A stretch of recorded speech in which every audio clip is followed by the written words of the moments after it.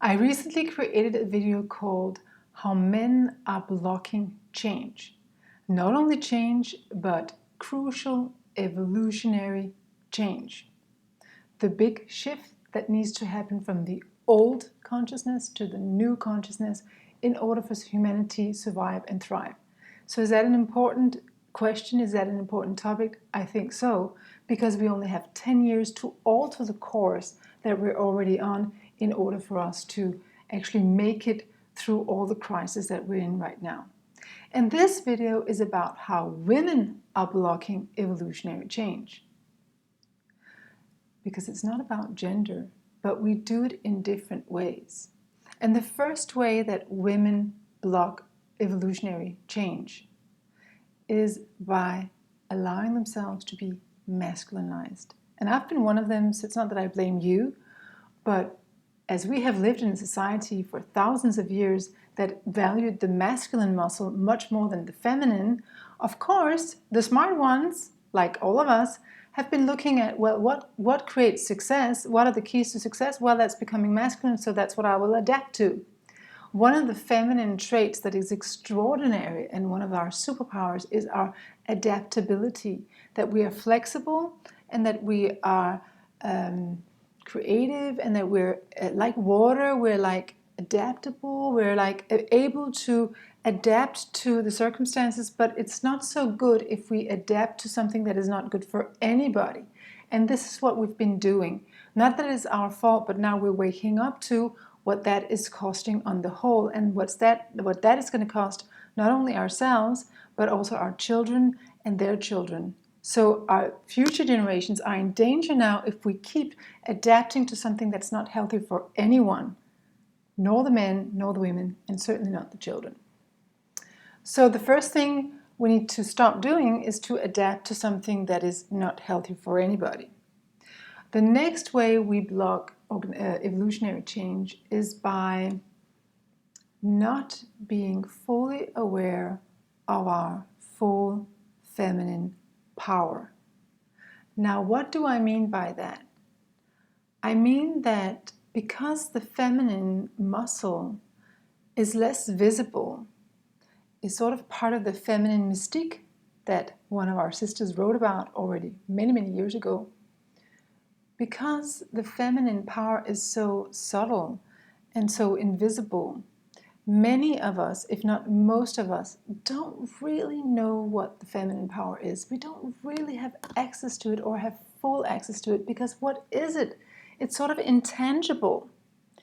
And in order to get a hold of the feminine power, we need to do something that we are not encouraged to in our society, and that is to be still.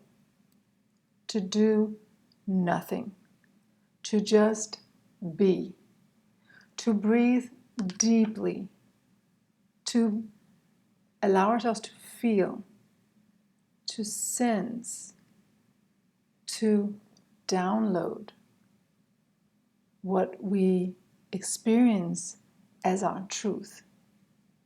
And as that capability is systematically estranged, it's like suppressed by the traditional society, many women don't have full access to all that wisdom and all that power and all that invincibility that lies dormant within us.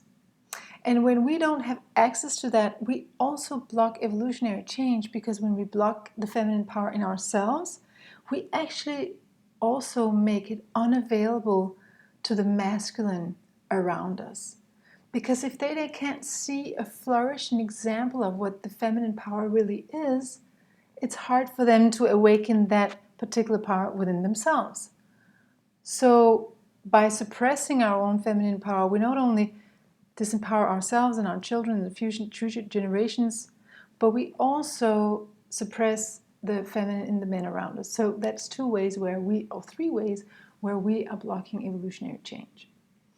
But it doesn't need to have to be so. In the future, we are waking up, all of us, and we can help each other become, not only unblock the blocks, but we can help each other become the very channels through which the evolutionary change that really wants to happen can flow.